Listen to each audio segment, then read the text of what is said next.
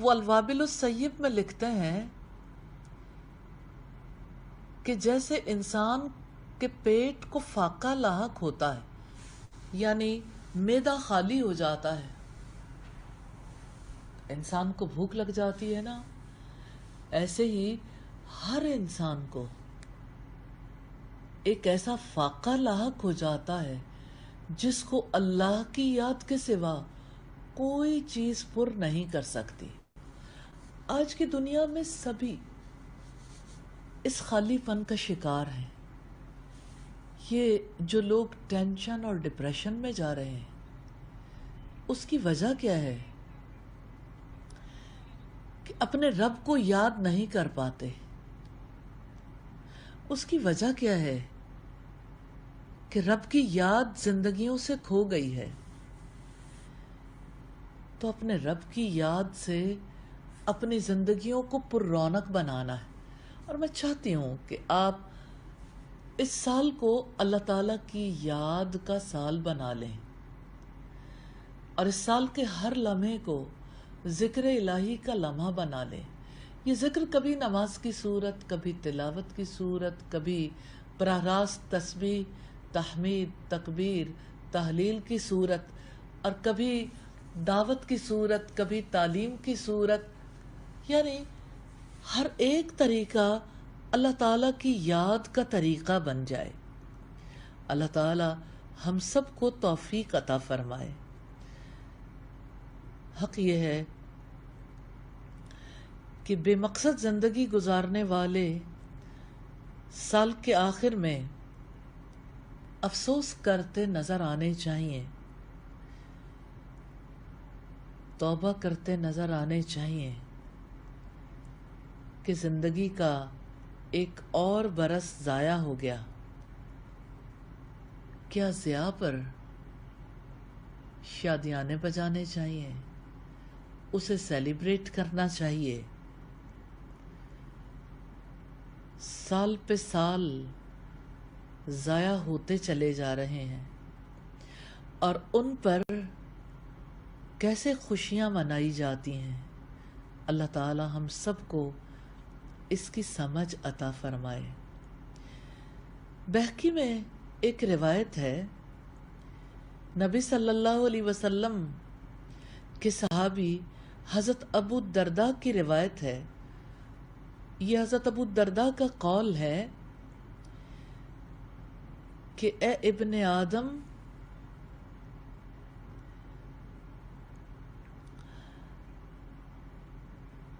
اللہ اکبر، جب تیرا کوئی دن گزرتا ہے تو تیری زندگی کا کچھ حصہ ڈھل جاتا ہے۔ اللہ اکبر، زندگی کا کچھ حصہ ڈھل جاتا ہے، ایسے ہی جیسے جلتی لکڑی سے کوئلے بنتے ہیں، کوئلے سے راکھ۔ ہر شخص پر لازم ہے وہ یہ دیکھے کہ اس نے اپنے وقت کو راکھ بنا لیا یا اپنے وقت کو ہمیشہ کی زندگی کے لیے لگا لیا اور بچا لیا۔ یا اللہ تو ہمیں اپنا احتساب کرنے کی توفیق عطا کرنا۔ تو زندگی کی حقیقت کو سمجھنا کتنا ضروری ہے۔ زندگی ایک لمحے میں آنے والے حکم کا کیسے شکار ہو سکتی ہے؟ جب وہ حکم آ گیا تو ایک سانس سے بھی فائدہ نہیں اٹھا سکیں گے۔ حضرت حسن بصری پہلے مسلمانوں کے حالات بیان کرتے ہوئے فرماتے ہیں، میں نے ایسے لوگوں کا زمانہ پایا ہے جن میں سے ہر ایک درہم و دینار کے مقابلے میں اپنی اطاعت، عبادت کی زندگی کو زیادہ ترجیح دیتا تھا۔ یعنی مال کمانے کی بجائے اللہ تعالیٰ کی فرما برداری کرنے کو، اللہ تعالیٰ کی عبادت کرنے کو ترجیح دیتے تھے لوگ۔ ہمیں بھی اپنے زندگی کی قدر کرنی چاہیے اور اپنی گھڑیوں کو، اپنے ایک ایک منٹ، اپنے ایک ایک لمحے، اپنے ایک ایک گھنٹے، ایک ایک سال کی حفاظت کرنی چاہیے، تاکہ ہمارا ہر عمل فلاح کے، کامیابی کے حصول کے لیے ہو جائے۔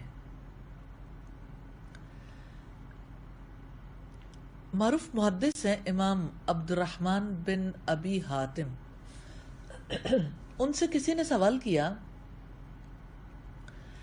کہ آپ نے اپنے والد سے رفوات کے بارے میں سوال کیا ہے، یعنی رفوات کے بارے میں کثرت سے سنا ہے، ان سے کثرت سے سوالات کیے ہیں،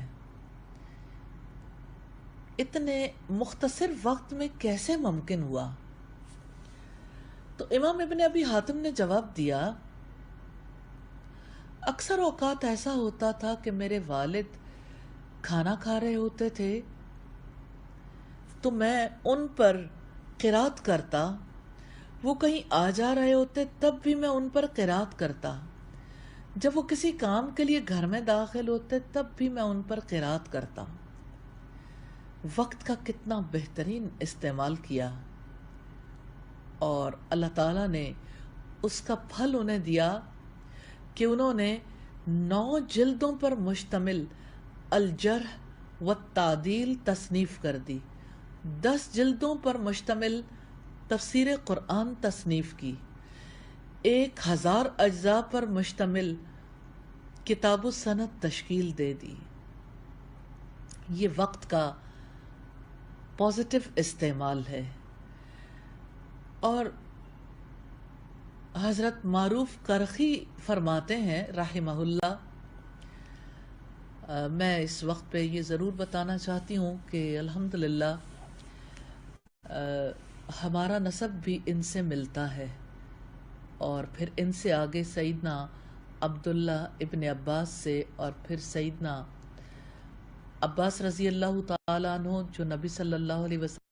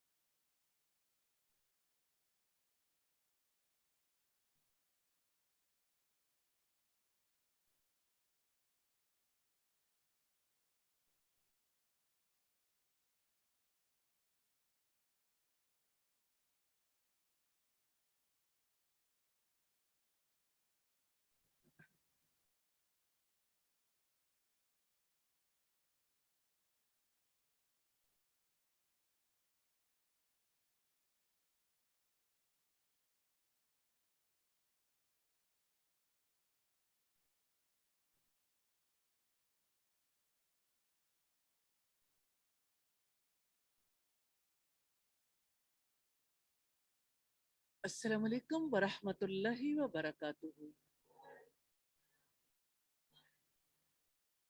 نحمده ونصلی علی رسولہ الکریم.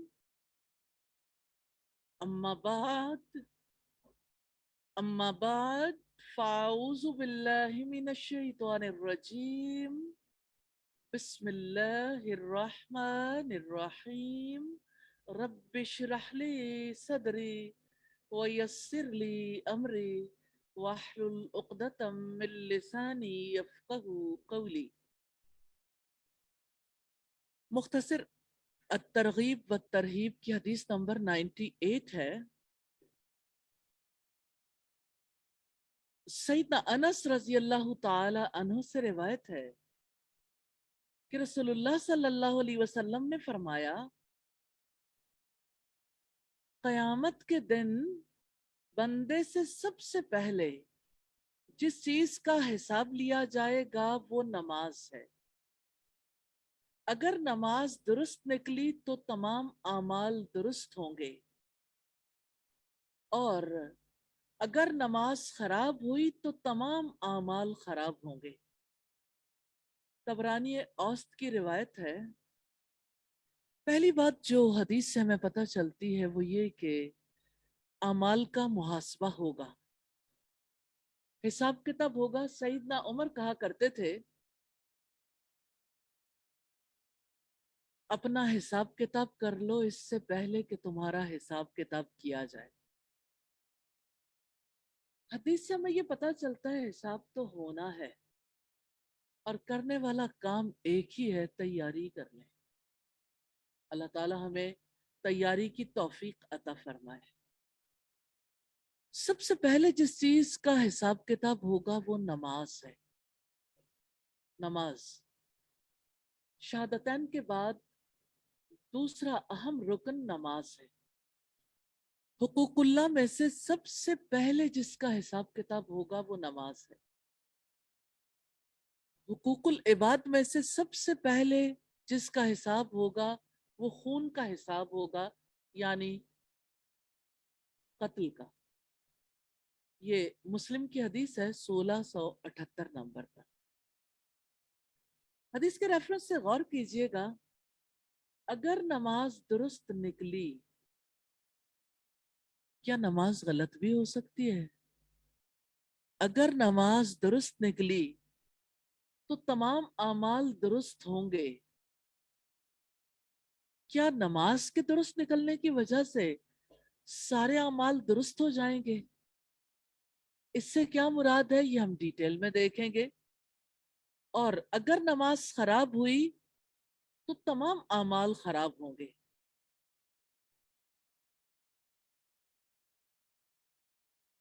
یہ والی بات بہت توجہ طلب ہے. سوال یہ پیدا ہوتا ہے نماز کے درست ہونے کا مطلب کیا ہے؟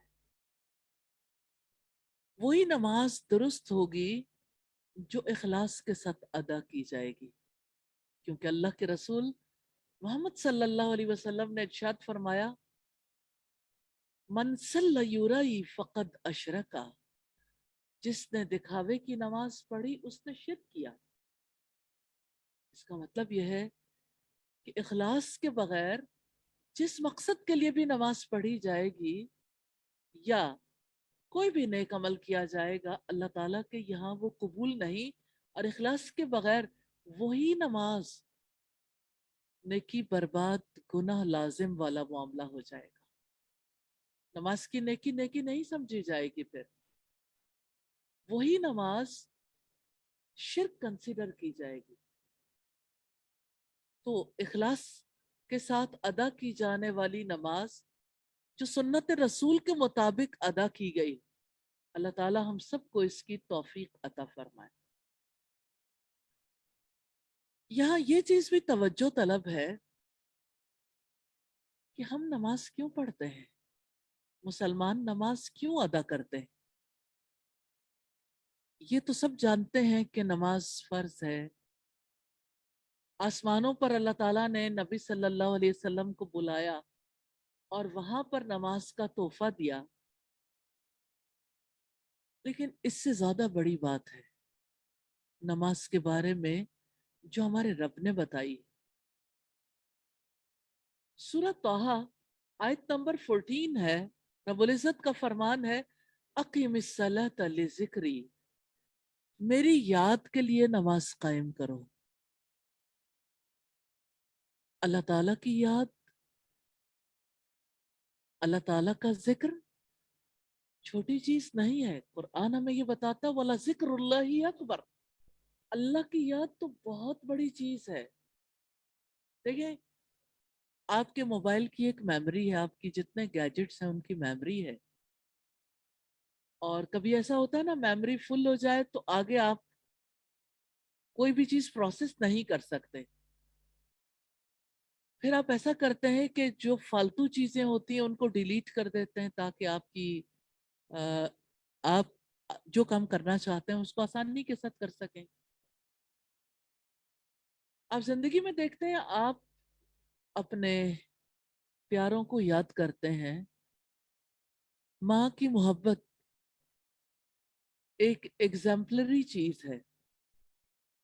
अल्लाह ताला 70 माओं से बढ़कर मोहब्बत करते हैं, ये एक मिसाल बड़ी ट्रू है, सच्ची बात है कि जितनी एक माँ अपने बच्चे से मोहब्बत करती है, अल्लाह ताला 70 माओं से बढ़कर मोहब्बत करते हैं।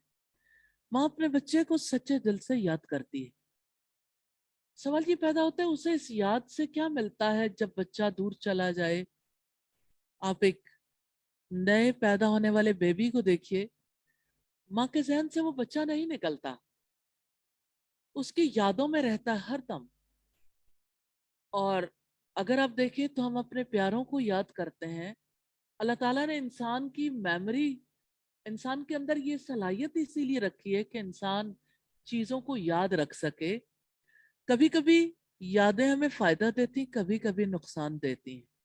वो किसी ने कहा, यादें माजी अजाब है यारब।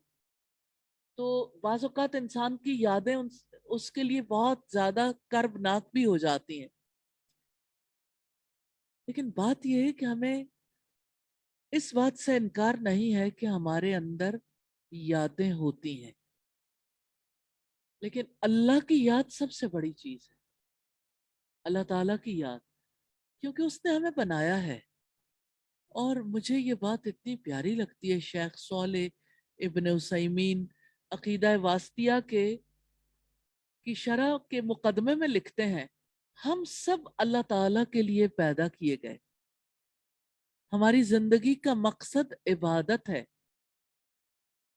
ताकि हमारे दिल मोहब्बत और ताजीम के साथ अल्लाह ताला से जुड़ जाएं। रब्बुल इज़्ज़त का फरमान है, वमा खलक़तुल जिन्न वल इंसा इल्ला लियाबुदून, मैंने जिन्नों और इंसानों को अपनी इबादत के माँ सिवा किसी और मकसद के लिए पैदा नहीं किया। हर चीज की जिंदगी का एक मकसद होता है। आपके सामने टेबल है, आपके हाथ में पेन है, आपके पास नोटबुक है। इसी तरह से जैसे आपकी आंखें, आप आंखों से देखते हैं, कलम से लिखते हैं, आप कुर्सी पे बैठते हैं, मकसद है ना हर एक चीज का। हमारी जिंदगी का एक मकसद है।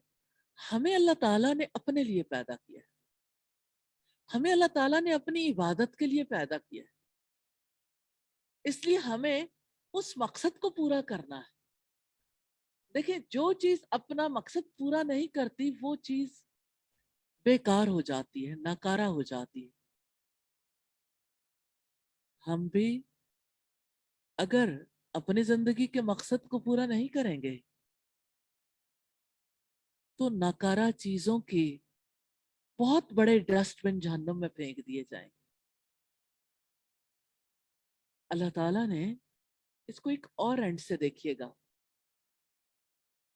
दुनिया में जितनी चीजें हैं अपनी असल की तरफ लौटती हैं।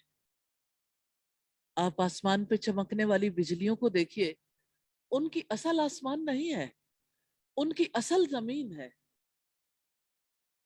जब हम ये देखते हैं कि आसमान पर बादल गरजें, बिजलियां चमके, तो सब लोग खौफजदा हो जाते हैं। कभी आपको डर लगा है? जब बहुत जोर से बिजली चमके, बादल गरजे, खौफजदा हो जाता है ना इंसान। یہ بڑا نیچرل ہے انسان کا خوفزدہ ہونا، اور اس کے پیچھے تجربات بھی ہیں، علم بھی ہے کہ بجلیاں جب تیز چمکتی ہیں، بادل گرجتے ہیں، تو سم ٹائمز بجلیاں ہر چیز کو چیر پھاڑ کے جلا کے راکھ کر کے زمین کے مرکز کے اندر اتر جاتی، کیونکہ ان کی اصل زمین میں ہے۔ یاد رکھیے گا، ہماری اصل زمین میں نہیں ہے۔ ہمارا بدن زمین کی مٹی سے بنا ہے، لیکن ہماری روح، اللہ تعالی نے اس کے بارے میں ارشاد فرمایا وَنَفَخْتُ فِيهِ مِن رُوحِي، میں نے اس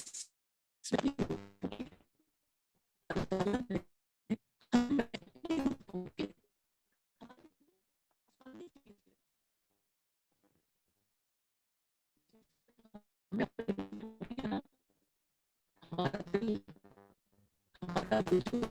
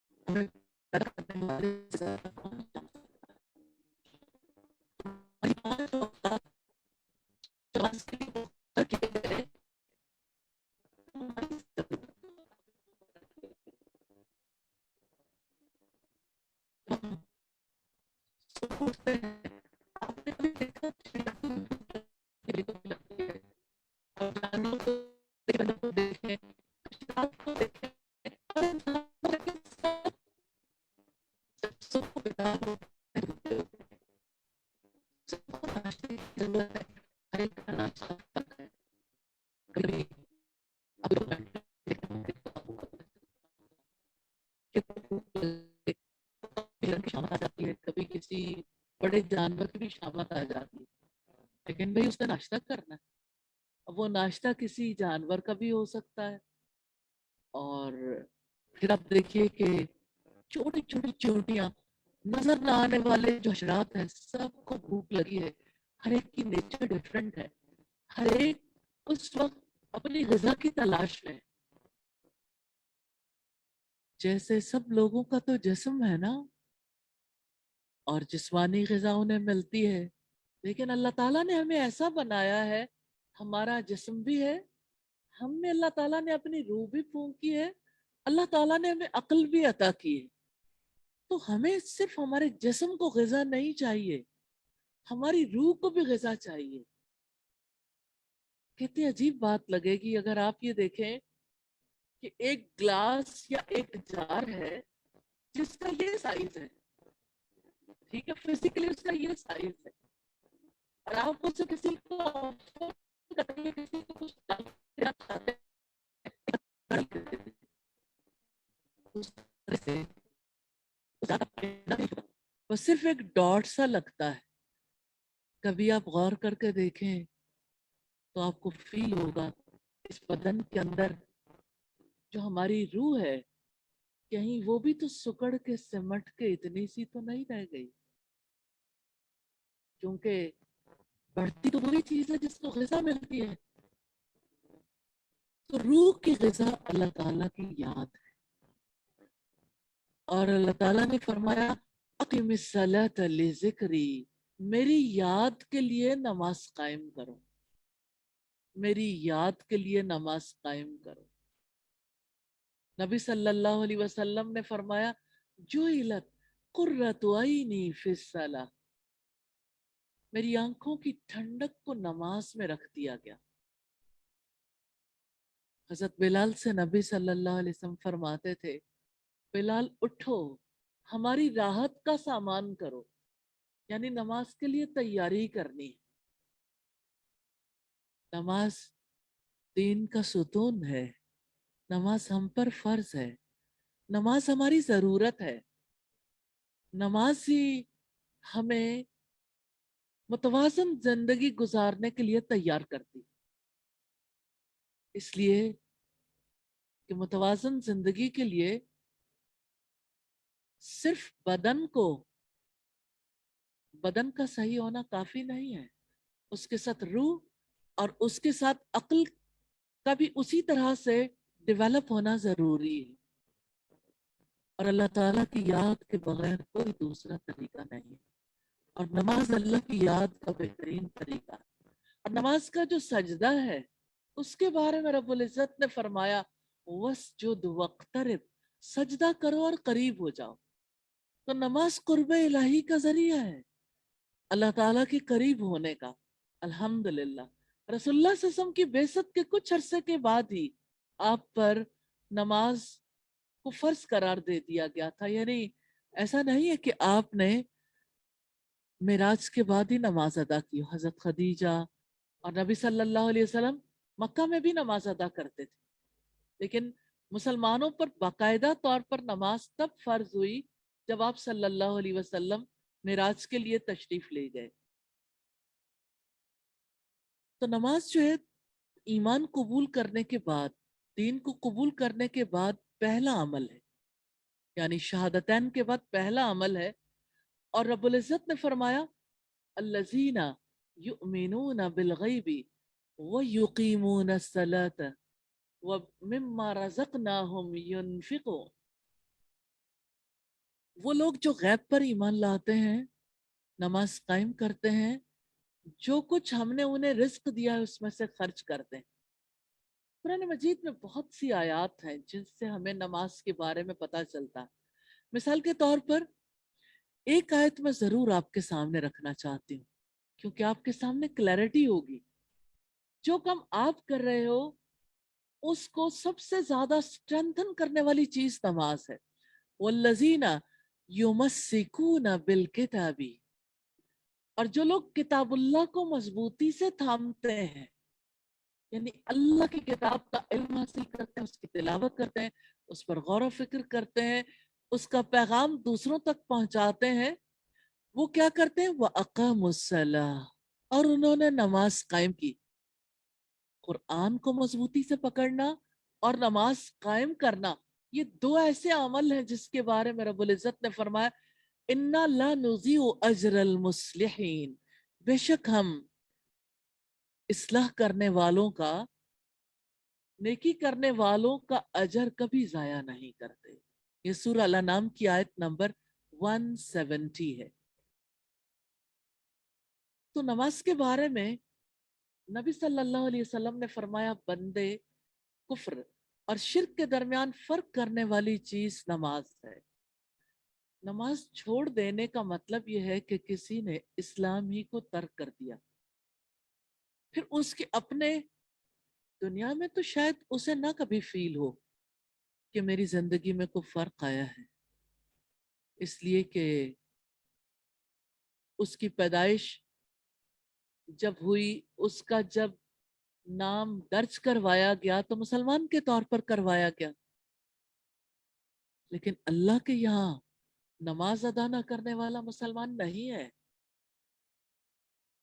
کیونکہ اللہ کے رسول صلی اللہ علیہ وسلم نے فرمایا بندے کفر اور شرک کے درمیان فرق کرنے والی چیز نماز ہے. نماز ہی مسلمان کی پہچان کرواتی. یہی وہ معیار ہے جس سے مومن اور کافر کے درمیان فرق کا پتہ چلتا ہے. یہی وہ عمل ہے جس کا قیامت کے دن سب سے پہلے حساب لیا جائے گا. اور اگر نماز درست نکلی تو باقی اعمال درست نکلیں گے، اور اگر نماز درست نہ نکلی تو سب اعمال ضائع ہو جائیں گے.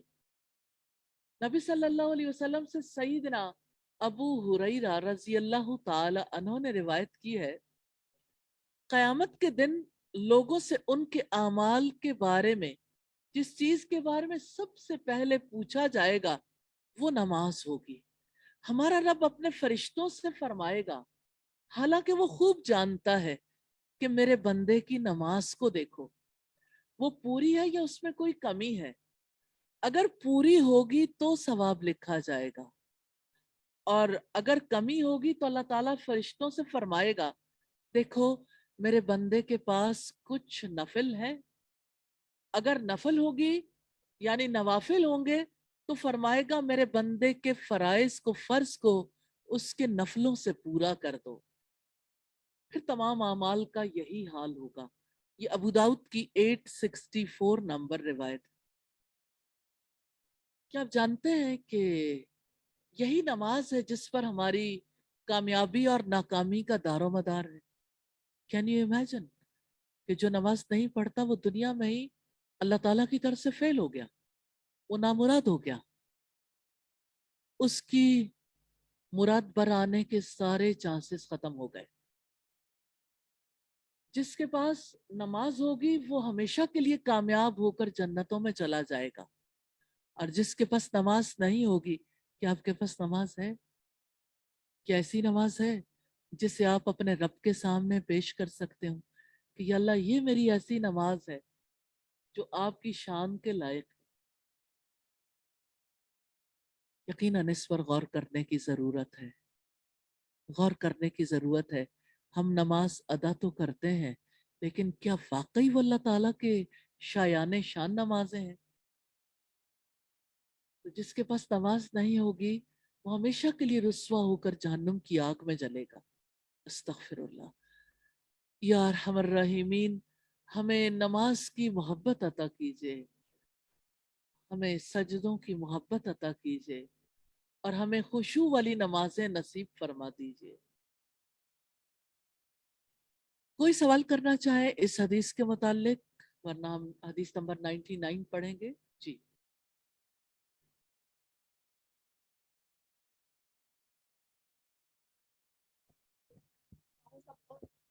گناہوں کا بہت بوجھ محسوس کرتی ہوں میں، اور پھر نا اللہ کی یاد ویسے نہیں نماز میں قائم رہ پاتی جس طرح نماز کا حق ہے وہ حق ادا نہیں ہو پاتا. اس میں کوئی شک نہیں ہے کہ دو نمازوں کے درمیان انسان جو غلطیاں کرتا ہے، خطائیں کرتا ہے، سستی، غفلت، کچھ بھی ہو جائے،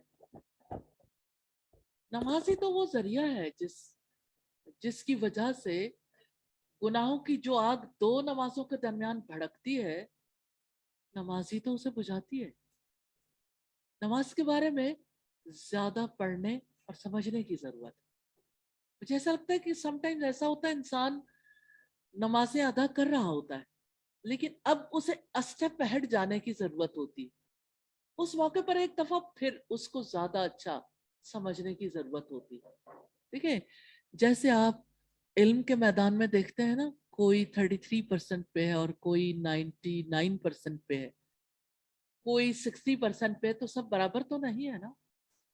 ایسے ہی جیسے آپ کوشش کرتے ہیں کہ آپ علمی میدان میں زیادہ سے زیادہ پختگی پیدا کریں، اعمال کی دنیا بھی ایسی ہے جہاں اور زیادہ بہتر بنانے کی ضرورت ہے. دین اسلام کے 3 درجات، ان 3 درجات کے بارے میں جان لیجئے. یہ صرف اسلام میں انٹری کے وقت کے درجات نہیں ہیں، یا یہ اوور آل لم سم بات نہیں ہے. ہر فیلڈ میں، ہر ایک عمل میں آپ یہ جائزہ ضرور لیں میرا یہ عمل کس درجے پر ہے. مثال کے طور پر ہم پہلے یہ دیکھیں گے کہ وہ درجات کون سے ہیں. پہلا درجہ اسلام ہے. اسلام کا مطلب کیا ہے؟ سپردگی، حوالگی. دوسرا درجہ ایمان ہے، یقین، دل کا یقین زبان کے اقرار میں ڈھلتا ہے. جب انسان اس سطح پر آتا ہے نا تو یقین کے ساتھ کام کرتا ہے. اور تیسرا درجہ احسان ہے. احسان کا مطلب ہے، احسان جو ہے نا حسن سے ہے. حسن خوبی کو کہتے ہیں، خوبصورتی کو کہتے ہیں. احسان کی جو سٹیج ہے نا، یہ ہائیسٹ سٹیج ہے. نبی صلی اللہ علیہ وسلم سے سیدنا جبریل علیہ السلام نے سوال کیا تھا نماز کے حسن کے بارے میں، مل احسان، احسان کیا ہے، عبادت کا حسن کیا ہے؟ تو آپ نے فرمایا ان تعبد اللہ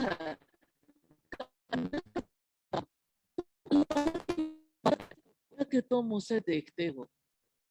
فَإِن لَمْ تَكُنْ تَرَاهُ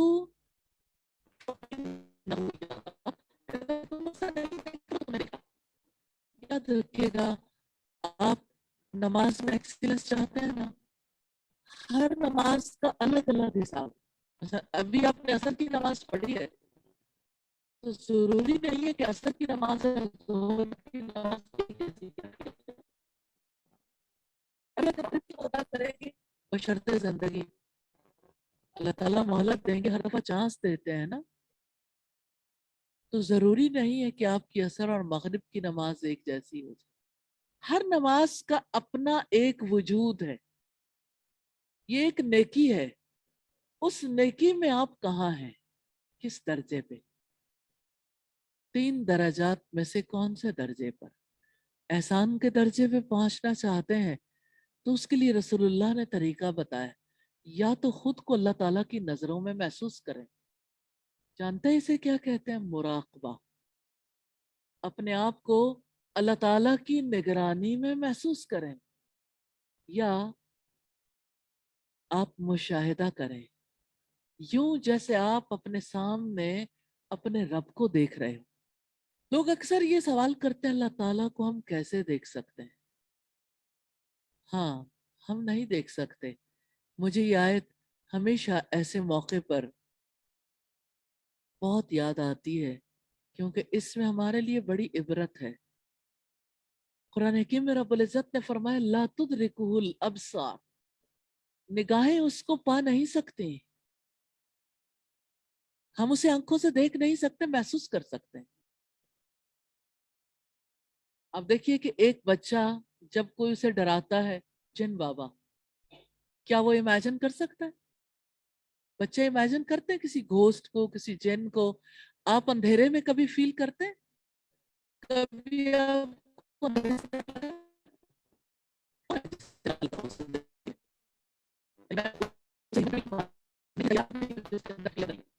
فیئر کا تو ٹریٹمنٹ ہوتا ہے ایسا، یعنی فیئر لیس وہ ہوتا ہے جس کے پاس عقل نہیں ہوتی. ریلی اب دیکھیں چھوٹا بچہ بجلی کے ننگے تاروں کو بھی چھو لینا چاہتا ہے، اس کے اندر خوف نہیں ہوتا کیونکہ تجربہ نہیں ہے نا. اچھا آپ دیکھیں کہ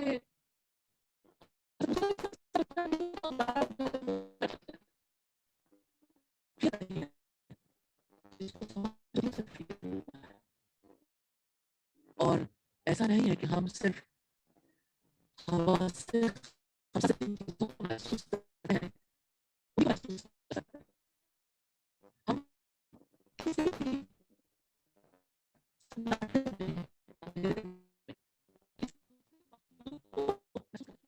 میں ہے. آپ محسوس کر سکتے ہیں فرشتوں کو، آپ محسوس کر سکتے ہیں جنات کو، آپ محسوس کر سکتے ہیں شیاطین کو. تو بات یہ ہے کہ جب آپ بن دیکھے محسوس کر سکتے ہیں تو رسول اللہ نے نماز کو درست کرنے کے لیے کیا کرو گے؟ ان تعبد اللہ کأنک تراہ، تم اللہ کی عبادت ایسے کرو گویا کہ تم اسے دیکھتے ہو. یعنی اس کیفیت کے ساتھ نماز ادا کی جائے، یعنی ہر نیکی، ہر عمل. مثال کے طور پر جیسے آپ لکھتے ہیں، کیا آپ اپنی رائٹنگ امپروو کر سکتے ہیں؟ کیا اور اچھا بنا سکتے ہیں؟ کیا آپ لوگوں میں سے چائے کون اچھی بنا رہا ہے؟ اس سے اچھی چائے بنا سکتے ہیں. اسی طرح سے نیکیوں کو امپروو کرنے کے چانسز بھی ہوتے ہیں.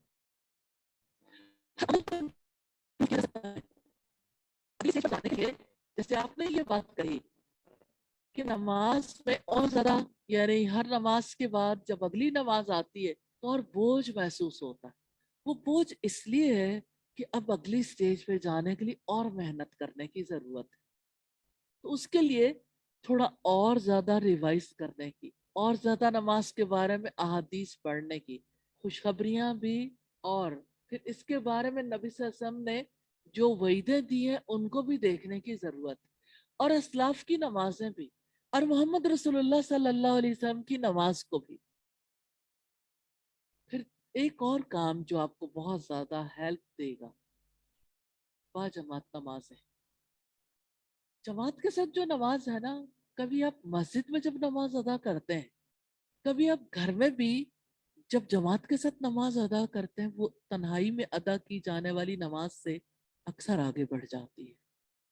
کہ آپ کا بہت زیادہ دھیان نہ بھی ہو تو آپ دھیان کرنے کے لیے مجبور ہو جاتے ہیں، آپ کی اس نماز میں زیادہ برکت ہو جاتی. تو باجماعت نمازوں کی طرف فوکس کریں، اس کا زیادہ فائدہ ہوگا انشاءاللہ. وہ جو بوجھ ہے نا، وہ بوجھ کم ہوتا جائے گا انشاءاللہ. کیونکہ اس کے لیے میں دلیل کے طور پر قرآن حکیم کی اس سورت کا ریفرنس دینا چاہتی ہوں جس کے توسط سے نبی صلی اللہ علیہ وسلم کی کاؤنسلنگ کی گئی. الم نشرح لک صدرک، کیا ہم نے آپ کے لیے آپ کے سینے کو کھول نہیں دیا؟ تو یہ جو انشراح ہے نا، شرح صدر، سینے کا کھل جانا، عبادت کے معاملے میں بھی اسی طرح شرح صدر ہوتا ہے. یہ شرح صدر علم کے بغیر نہیں ہوتا، یقین کے بغیر نہیں ہوتا. اور اللہ تعالیٰ نے اپنے نبی سے یہ کہا کہ ہم نے آپ پر سے وہ بوجھ اتار دیا جس نے آپ کی کمر توڑ ڈالی تھی. اس کا مطلب یہ ہے کہ نبی صلی اللہ علیہ وسلم بھی ایسی کیفیت میں تھے جب آپ بوجھ محسوس کر رہے تھے وحی سے پہلے، پھر اللہ تعالیٰ نے وحی کا علم دیا تو آپ کا بوجھ کم کر دیا گیا. آپ کو جتنی شرح صدر ملتی گئی، آپ اتنا زیادہ اللہ تعالیٰ کے قریب ہوتے گئے. کیا نبی صلی اللہ علیہ وسلم اس سے پہلے اللہ تعالیٰ کے قریب نہیں تھے؟ آپ تو اللہ تعالیٰ کا انتخاب تھے. آپ صلی اللہ علیہ وسلم کے بارے میں تو رب نے فرمایا وَإِنَّكَ لَعَلَىٰ خُلُقٍ عَظِيمٍ، بے شک آپ اخلاق کے عظیم مرتبے پر فائز. لیکن آپ صلی اللہ علیہ وسلم کو زندگی کے حقائق کے بارے میں، معاشرتی مسائل کے حل کے بارے میں وہ سب کچھ پتہ نہیں تھا جس کا علم پھر آپ کو وحی کے ذریعے سے دیا گیا. تو جو کچھ بھی محمد صلی اللہ علیہ وسلم نے سیکھا اپنے رب سے سیکھا، اور جو کچھ بھی سکھایا اپنے رب کے کہنے کے مطابق. لَقَدْ كَانَ لَكُمْ فِي رَسُولِ اللَّهِ أُسْوَةٌ حَسَنَةٌ، بلا شبہ یقیناً آپ کے لیے اللہ کے رسول صلی اللہ علیہ وسلم کی حیات میں بہترین نمونہ. جہاں بھی آپ اپنی زندگی میں کہیں کو بوجھ محسوس کریں، کمی، کوئی تکلیف، اور کون سا وقت ہے جب انسان کسی نہ کسی کیفیت میں نہیں ہوتا، تو اللہ تعالیٰ نے ایک رول ماڈل رکھ دیا کہ آپ نے اپنے گھبراہٹوں میں، اپنے خوف میں، نا امیدیوں میں، آپ نے زندگی کی ہر کیفیت میں، خوشی میں بھی غم میں بھی، ہر کیفیت میں محمد رسول اللہ صلی اللہ علیہ وسلم کی طرف دیکھنا ہے انشاءاللہ. اور دوسری بات جو ہے، گھبراہٹ میں، خوف میں، اور جب کوئی بات سمجھ نہ آ رہی ہو، اور جب انسان بڑا کام کرنا چاہتا ہو، تو وہ دعا یاد کر لیں، رب اشرح لی صدری ویسر لی امری واحلل عقدۃ من لسانی یفقہوا قولی. تو انشاءاللہ تعالی اس سے نفع ہوگا. حدیث نمبر 99 ہے.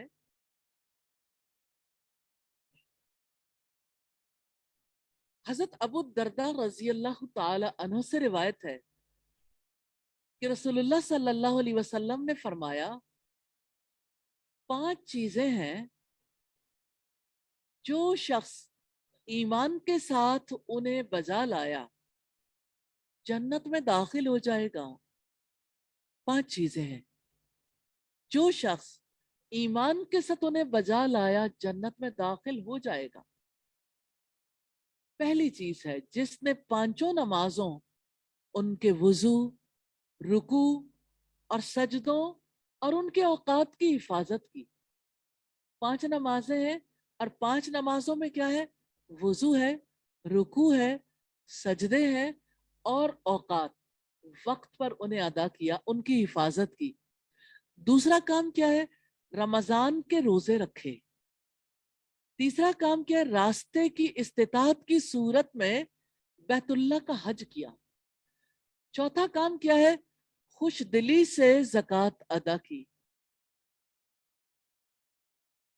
اور 5واں کام کیا ہے؟ اور امانت کو ادا کیا۔ عرض کیا گیا یا رسول اللہ امانت ادا کرنے سے کیا مراد؟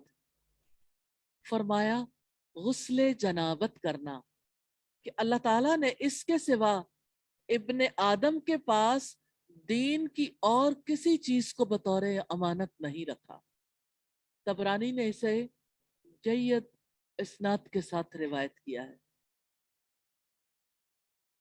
پہلی چیز جس کی طرف توجہ کرنے کی ضرورت ہے وہ جنت ہے، کیونکہ جنت کی خوشخبری ہے۔ جنت جنت کیا ہے؟ ایک چھپا ہوا مقام ہے، آنکھیں جسے دیکھ نہیں سکتی، کان جس کے بارے میں سن نہیں سکتے، عقل و فہم سے جس کا ادراک نہیں کر سکتے۔ جنت جو انسان کی شدید خواہشات میں سے ہے، جو ہمارا سب سے پہلا گھر تھا، جس میں آدم علیہ السلام اور سیدہ حوا کو بسایا گیا۔ جنت کی زندگی کیسی ہے؟ اس زندگی میں کسی کو فنا کا دھڑکا نہیں ہے۔ جب کوئی جنت میں جائے گا نا، جانے سے پہلے ایک منادی ندا دے گا، اب تم سدا صحت مند رہو گے، کبھی بیماری نہیں آئے گی۔ اب سدا خوش رہو گے، کبھی غم نہیں آئے گا۔ سدا جوان رہو گے، کبھی بڑھاپا نہیں آئے گا۔ غم ہی ختم ہو گیا۔ یعنی جنت ایسا مقام ہے جہاں غم کا کوئی دخل نہیں ہے۔ اب دیکھیں زندگی میں بہت سارے غم ہیں، لیکن موت کا غم، موت کا دھڑکا تو ہر ایک کو لگا رہتا ہے۔ کیا پتا کب کس کی زندگی کا پتا کٹ جائے، کوئی نہیں جانتا۔ کوئی جوان ہے، بچہ ہے یا بوڑھا ہے۔ موت کے دھڑکے میں جینے والے انسان کی خواہش کو تو دیکھو، اسی جھانسے میں آ کر تو کل خطا کر بیٹھا تھا، کیونکہ ہمیشہ کی زندگی تو انسان کی خواہشات میں سے ہے۔ کون ہے جو آپ میں سے جس کا جی چاہتا ہو کہ میں مر جاؤں؟ ایک عقل مند انسان، ایک ایسا انسان جو صاحب شعور ہے، موت اسے پریشان کرتی ہے، موت کا تصور اسے اچھا نہیں لگتا، اگرچہ موت کے تصور کے ساتھ بہت سی خوبصورتیاں بھی وابستہ ہیں۔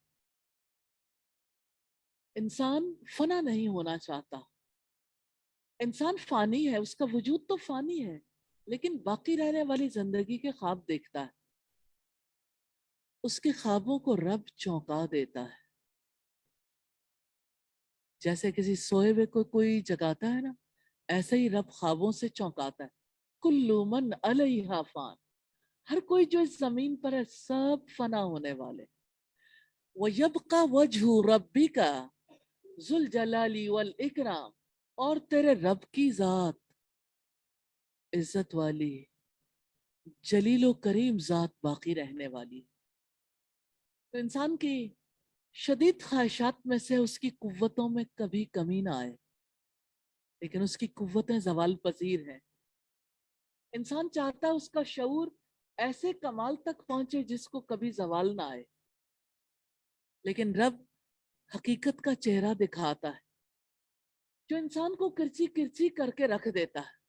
وَمَن نُعَمِّرْهُ نُنَكِّسْهُ فِي الْخَلْقِ، جس کو ہم لمبی عمر دیتے ہیں اس کی تو ساخت کو ہی الٹ کر رکھ دیتے ہیں۔ افلا یعقلون، کیا وہ سمجھتے نہیں ہیں؟ انہیں سمجھ نہیں آتی؟ اپنے سامنے لوگوں کو بوڑھا ہوتے نہیں دیکھتے؟ ایک بچے اور بوڑھے میں عقلی اعتبار سے کم فرق رہ جاتا ہے، جتنا جتنا کسی کی عمر بڑھتی ہے اتنا زیادہ وہ بھولنا شروع ہو جاتا ہے، بار بار دہرانا شروع ہو جاتا ہے۔ اور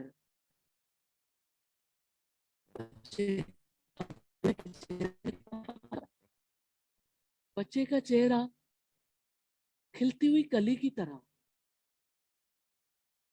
اور بوڑھے کا چہرہ مرجھائے ہوئے پھول کی طرح، دونوں میں کتنا ڈفرنس ہے۔ وَمَن نُعَمِّرْهُ نُنَكِّسْهُ فِي الْخَلْقِ، جس کو ہم لمبی عمر دیتے ہیں اس کی تو ہم ساخت ہی الٹ کر رکھ دیتے ہیں. کون سا انسان ہے جو بوڑھا ہونا چاہتا ہو، جو یہ چاہتا ہو کہ میرا چہرہ جھریاں زدہ ہو جائے؟ اس کے باوجود اس کی قوتیں بھی زوال پذیر ہو جاتی ہیں اور اس کی ساخت بھی الٹ جاتی ہے. انسان کی خواہشات میں سے شدید خواہش ہے ملکیت کی خواہش. ہر چیز کو اپنی ملکیت میں لینا چاہتا ہے. کتنے لوگ ہیں جو کہتے ہیں ہم بڑے پوزیسو ہیں، وہ ہر چیز کو اپنے اختیار میں، اپنے کنٹرول میں لینا چاہتے ہیں. اشیاء کو، رشتوں کو اپنا بنانا چاہتا ہے انسان.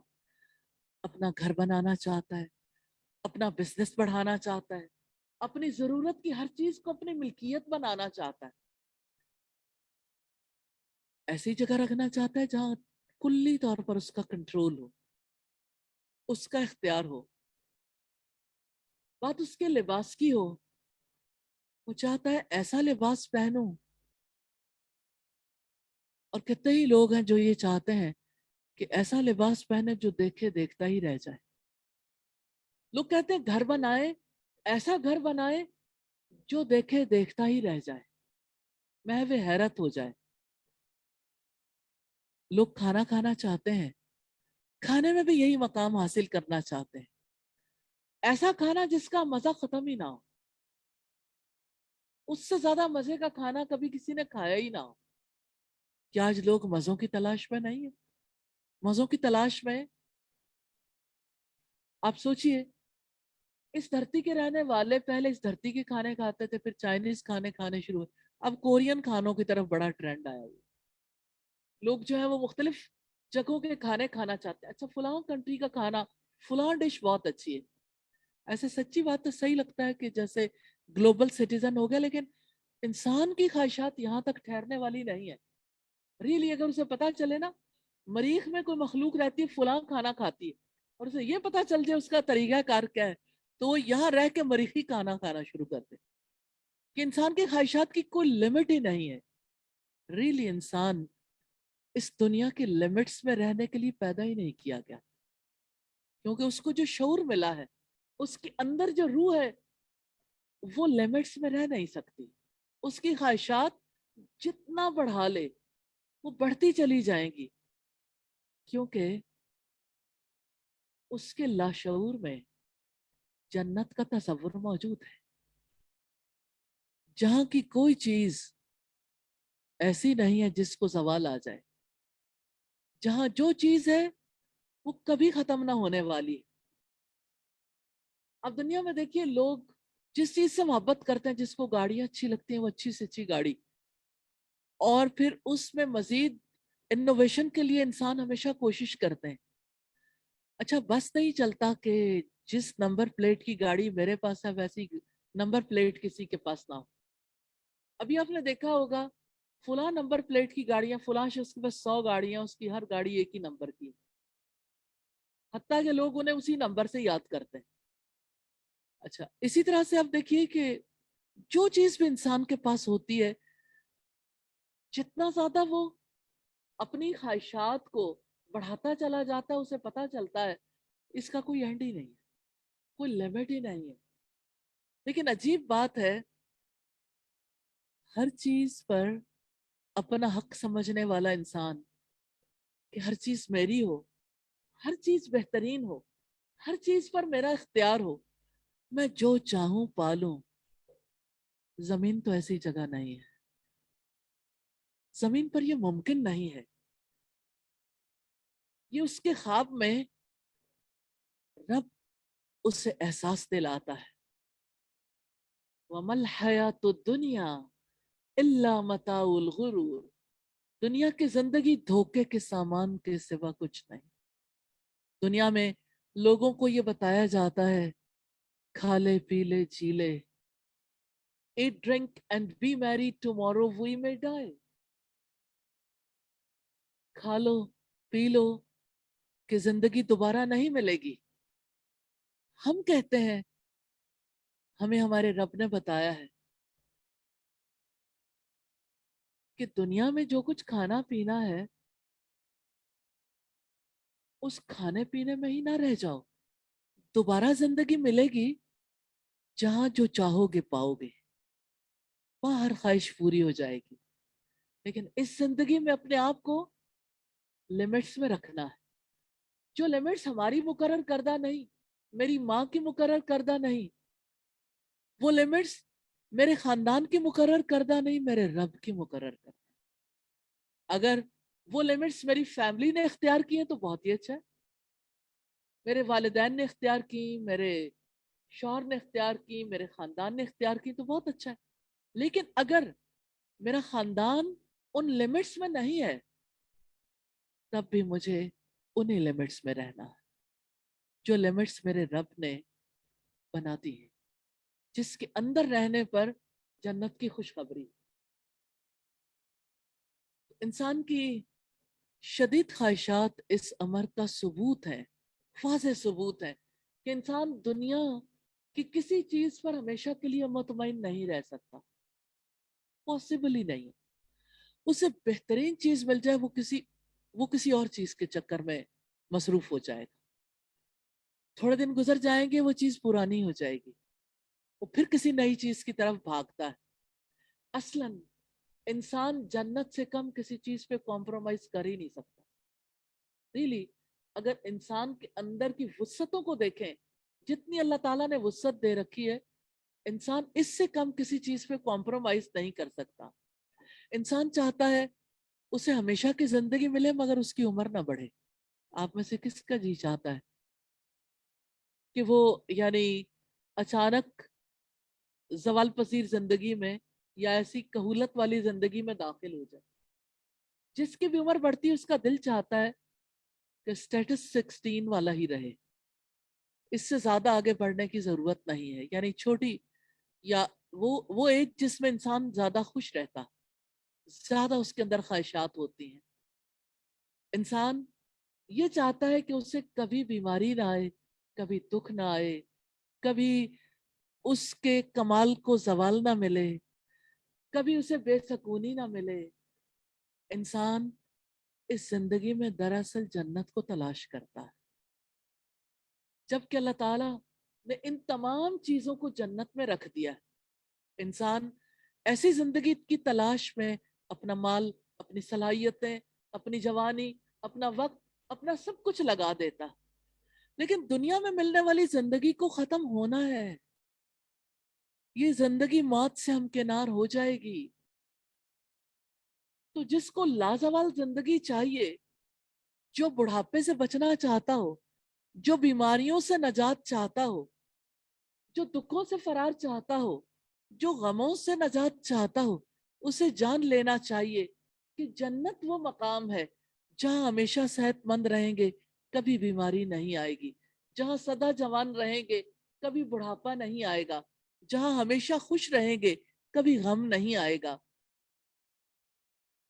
جس کو جینا ہے وہ جنت میں جیے، جنت کے تصور میں جیے، جنت حاصل کرنے کے لیے جیے. جنت کے حصول کے لیے جو کرنسی چاہیے وہ مال نہیں ہے، اعمال ہیں. وہ صالح اعمال کر کے جیے. اس کے بغیر محض زبان سے اقرار کرنے پر جنت نہیں ملے گی. جس کو جینا ہے جنت کے حصول کے لیے کوششیں کر کے جیے. آرام دہ گھر چاہیے جہاں ناراضگیاں نہ ہو، جہاں خوشیوں کا بسیرا ہو، جہاں بے سکونی نہ ہو، اطمینان ہی اطمینان ہو، جہاں ضرورت کی ہر چیز میسر ہو، جہاں حسن ہو، دل فریبیاں ہو، جہاں جو جی چاہے ملے، جہاں پرائیویسی ہو، جہاں کوئی بری بات سننے کو نہ ملے. انسان تلاش میں ہے، ایسے گھر کی تلاش میں وہ مارا مارا پھرتا ہے، اپنا سب کچھ جھونک دیتا ہے تاکہ یہ زندگی جنت بن جائے. وہ اس دنیا کو جنت بنا لینا چاہتا ہے. خواب ٹوٹ جاتے ہیں، اسے حسن ملتا ہے تو سکون نہیں ملتا، خوشیاں ملتی ہیں تو ضروریات محدود ملتی ہیں. ضروریات کی محدودیت اس کے اطمینان کو ختم کر دیتی ہے. خوشیاں چاہتا ہے تو ناراضگیاں حصے میں آتی ہیں، صحت چاہتا ہے بیماری حصے میں آتی ہے، انسان چاہتا ہے سکون ملے ڈسٹربنس مل جاتی ہے، وہ برا سننا نہیں چاہتا لیکن کڑوی کسیلی سننی پڑ جاتی ہے، وہ چاہتا ہے کہ لغو لا یعنی ماحول سے بچ جائے لیکن یہ سب کچھ اس کے حصے میں آ جاتا ہے۔ کہاں چلا جائے انسان؟ کیوں نہ جنت چلا جائے، کیوں نہ جنت جانے کے لیے وہ ایفرٹ کر لے۔ انسان کو جان لینا چاہیے کہ وہ جس جستجو میں ہے وہ دراصل جنت کی جستجو ہے، وہ دنیا کی جستجو میں اسے نہ بدلے، وہ جس کی تلاش میں ہے وہ جنت ہے، اور جنت اس دنیا میں نہیں بن سکتی۔ کتنے لوگ ہیں جو دنیا کے گھر کو جنت بنا لینا چاہتے ہیں لیکن اس گھر میں بس نہیں پاتے۔ کتنے ہی لوگ ہیں خوبصورت گھر بناتے ہیں لیکن ان گھروں کے سکون کو وہ انجوائے نہیں کر پاتے۔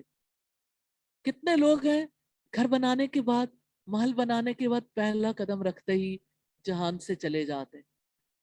میں ایک خاتون سے ملی، کچھ عرصہ پہلے کی بات ہے، انہوں نے کہا کہ میں نے اپنے گھر کے لیے دبئی سے، یو ایس اے سے، مختلف جگہوں سے شاپنگ کی ہے اور اب میرا گھر انشاءاللہ تعالی بن کے تیار ہو جائے گا تو اس کے بعد میری مصروفیت کم ہو جائے گی، میں بھی کچھ اللہ تعالیٰ کی طرف توجہ کرنے کے قابل ہو جاؤں گی۔ پھر یوں ہوا کہ گھر پورا ہو گیا،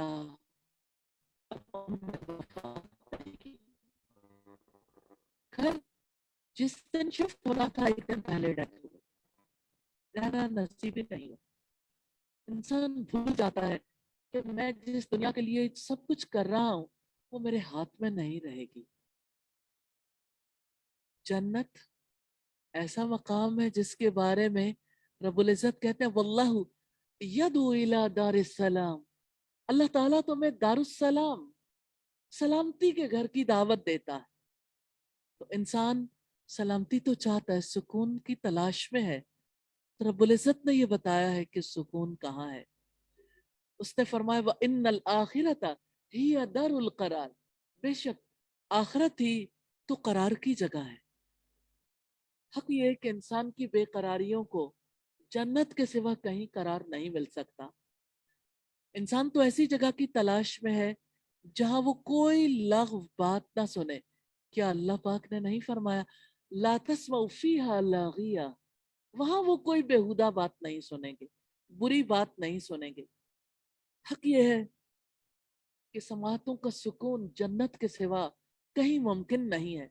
جنت میں رنگ ہے، جنت میں ذائقے ہیں، جنت میں خوشبوئیں ہیں، جنت میں گنگناہٹیں ہیں، جنت میں نغمگیت ہے، جنت میں حسن ہے، جنت میں دل فریبیاں ہیں، جنت میں کیئر ہے، جنت میں عزت ہے، جنت میں آرام ہے، جنت میں پرائیویسی ہے، جنت میں غم نہیں ہے، جنت میں بیماری نہیں، جنت میں تکلیف نہیں، جنت میں دکھ نہیں، جنت میں بے سکونی نہیں ہے، اور جنت میں دھوکہ نہیں ہے، جنت میں مشقت نہیں ہے، جنت میں ناراضی نہیں ہے، جنت میں کسی کے روٹھ جانے کا خوف نہیں ہے، چھن جانے کا غم نہیں، جنت میں موت نہیں ہے۔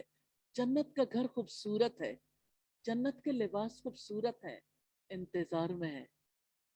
جنت کے زیورات خوبصورت ہیں، جنت میں انسان کا ساتھ خوبصورت ہوگا، جنت کی زندگی کو کبھی زوال نہیں آئے گا، جنت میں بے خبری نہیں ہوگی، ہر انسان ویل انفارمڈ ہوگا، جنت میں ہر چیز اپنی ملکیت میں ہوگی، جنت میں قرار ہے، جنت میں جو جی چاہے گا کریں گے، جنت میں اپنے مولا کا، پیدا کرنے والے کا دیدار ہوگا۔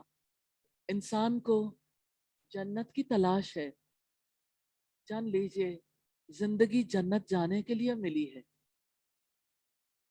اپنا سب کچھ لگا کر بھی جنت میں جانا ہے انشاءاللہ۔ کیا آپ جانے کے لیے ریڈی ہیں؟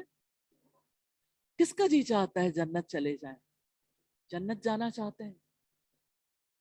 ہمارے رب کا وعدہ ہے اور ہمارے رسول محمد صلی اللہ علیہ وسلم نے ارشاد فرمایا۔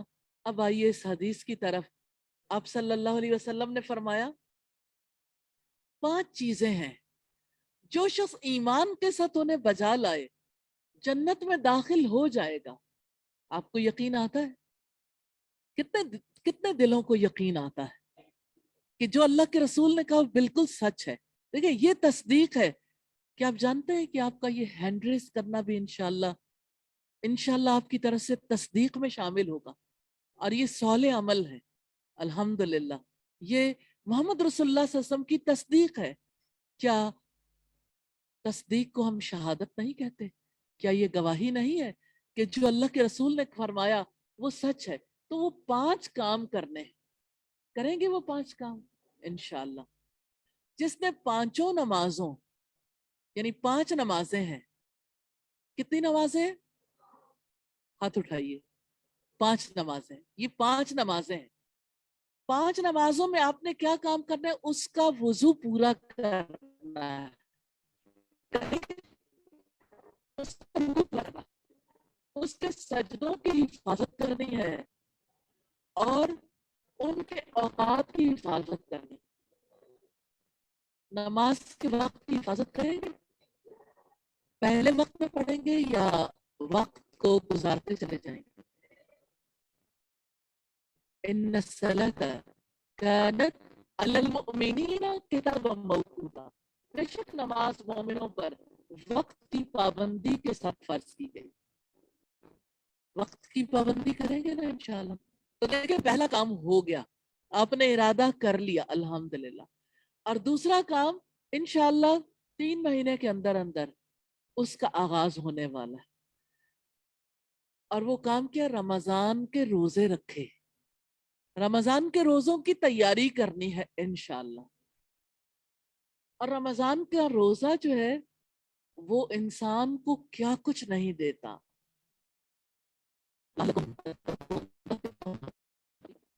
ट्रेनिंग वर्क है ना। रमजान के रोजे रखे और रास्ते की इस्तिताअत की सूरत में बैतुल्लाह का हज किया। आज इरादा करें, कितने लोग हज करने का इरादा करते हैं? तौफीक तो अल्लाह ताला ने देनी है, असबाब भी उसी ने पैदा करने हैं इंशाल्लाह। और खुश दिली से ज़कात अदा की। देखिए आप आज कह सकते हैं कि मेरी मिल्कियत में इतनी चीजें नहीं है कि ज़कात अदा करूं, लेकिन देखिए आप ज़कात अदा करने की नियत कर लें, अल्लाह ताला ज़कात देने वाला बना देगा इंशाल्लाह। और अमानत को अदा किया। रसूलुल्लाह से कहा गया अमानत अदा करने से क्या मुराद है? फरमाया गुस्ले जनाबत करना, कि अल्लाह ताला ने इसके सिवा इब्ने आदम के पास दीन की किसी और चीज को बतौर अमानत नहीं रखा। गुस्ले जनाबत तहारत के लिए है, और इस तहारत की वजह से इंसान सिर्फ खुद पाक नहीं होता, अमानत अदा करता है।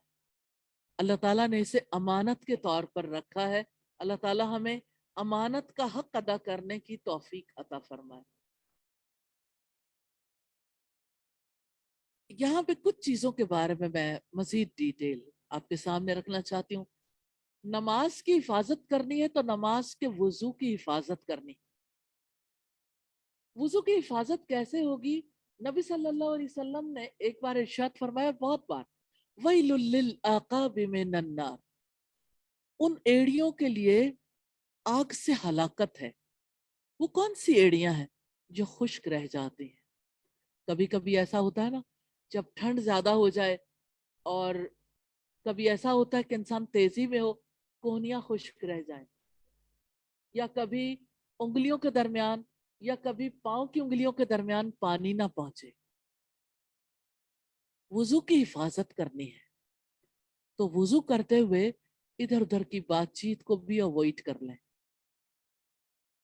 देखिए हर अमल का एक जाहिरी पहलू होता है, एक वो पहलू है जो उसको ज्यादा अच्छा आसान बनाता है। आप वुजू करते हुए अगर अपना ध्यान अपने रब की तरफ रखेंगे तो अच्छी नमाज अदा करेंगे। वुजू की हिफाजत कर लेने वाला नमाज की हिफाजत के काबिल भी हो जाता है। अब दूसरी चीज देखेंगे, नमाज के रुकू और सुजूद की हिफाजत है। इससे मुराद है मसनून तरीके के साथ रुकू और सजदे किए जाए। देखिए दीन कोई, यानी उसका फैसला मैं थोड़ी करूंगी। کیا دین کا فیصلہ میری ماں کرے گی، میرے والد کریں گے؟ کیا میرا خاندان کرے گا؟ میرے علاقے کے لوگ کریں گے؟ کیا سارے انسانوں میں سے جو بڑا انسان ہے وہ کرے گا؟ نہیں. نبی صلی اللہ علیہ وسلم نے فرمایا ترکت فیکم امرین، میں تم میں دو چیزیں چھوڑے جا رہا ہوں، اگر ان کو مضبوطی سے تھامے رکھو گے کبھی گمراہ نہیں ہوگے. کتاب اللہ و سنتی، اللہ کی کتاب اور میری سنت. آج آپ یہ طے کر لیں، دیکھیں یہ بات سمجھ جائیں گے نا، اختلاف تو ہے ہی نہیں، کسی کا کوئی اختلاف نہیں اس پہ. اللہ کی کتاب اور نبی کی سنت. کیا آپ کے دل اس پہ مطمئن ہے؟ اگر مسلمان ہے تو آپ کا دل ضرور مطمئن ہوگا کہ اس میں کسی کے بڑا بنانے والی اور کسی کو چھوٹا بنانے والی بات نہیں، کوئی اختلاف نہیں، کسی کی بات بڑی نہیں، کسی کی ذات بڑی نہیں، اللہ کی ذات بڑی ہے، اور اللہ تعالیٰ نے جس رسول کو بھیجا اس کی بات بڑی ہے. تو رکوع اور سجدوں میں نبی صلی اللہ علیہ وسلم کی سنت کو پیش نظر رکھنا، تب حفاظت ہوگی. اچھا، اس بارے میں ضرور کہنا چاہوں گی، ہمارے یہاں یہ بہت زیادہ لوگوں کے اندر پریشانی پائی جاتی ہے کہ خواتین کی نماز اور مردوں کی نماز مختلف ہے. اگر آپ نبی صلی اللہ علیہ وسلم کی سنت سے دیکھنا چاہیں تو آپ کو فرق ہی نہیں ملے گا. یعنی اس کا فیصلہ میں کیسے کر سکتی ہوں کہ سجدہ کیسے کرنا چاہیے؟ میری کیا اوقات ہے؟ میرے جیسے کسی بھی انسان کی کیا اوقات ہے؟ مرد ہو یا عورت، اللہ کے رسول صلی اللہ علیہ وسلم نے ہر ایک کے لیے ارشاد فرمایا سلو کما رأیتمونی اصلی، نماز اس طرح پڑھو جیسے مجھے پڑھتے دیکھتے.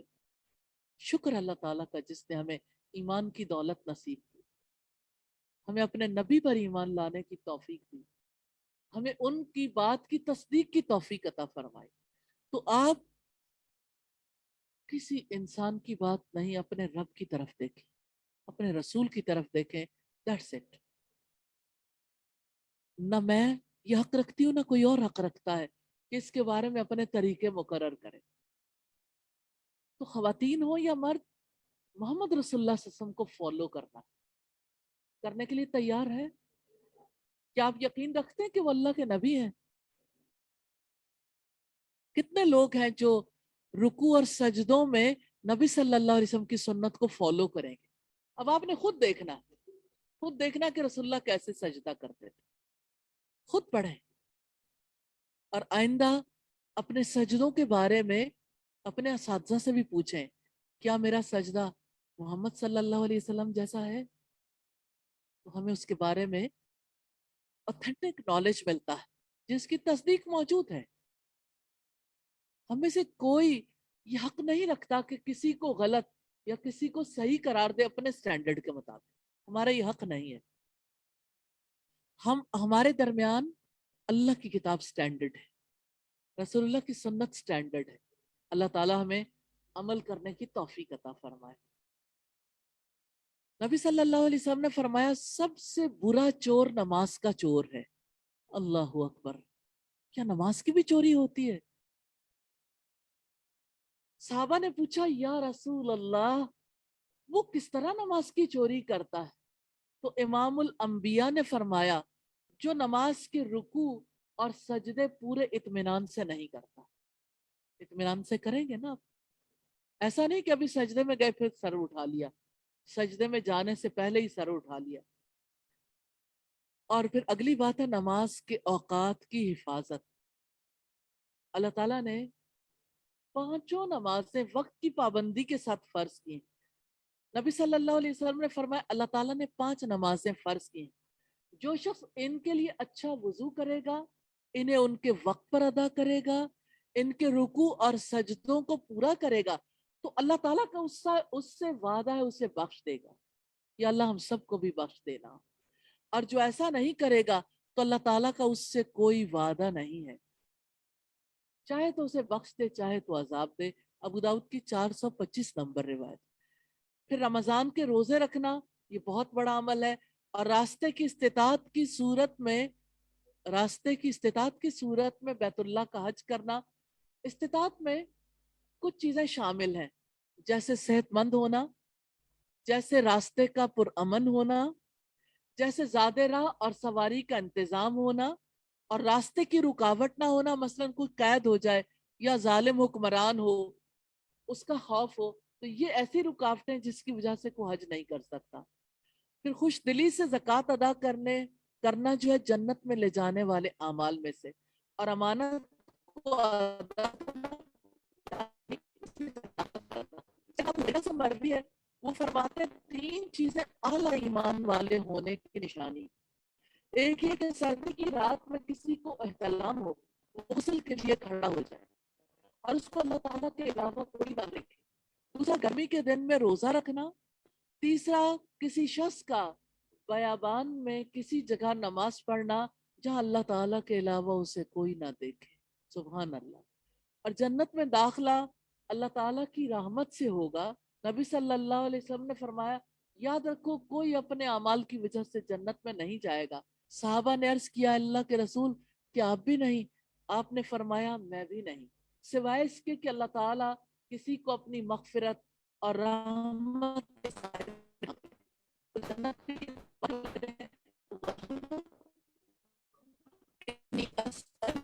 الجنہ۔ اللہم انی اسألک الجنہ۔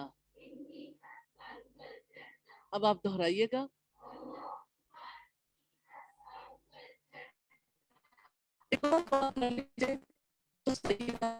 رب ابن لی عندک بیتا فی الجنہ۔ یا ارحم الراحمین، ہم سب کو جنت الفردوس میں جگہ عطا فرمائیے، آمین ثم آمین۔ سبحانک اللہم و بحمدک، نشہد ان لا الہ الا انت، نستغفرک و نتوب الیک۔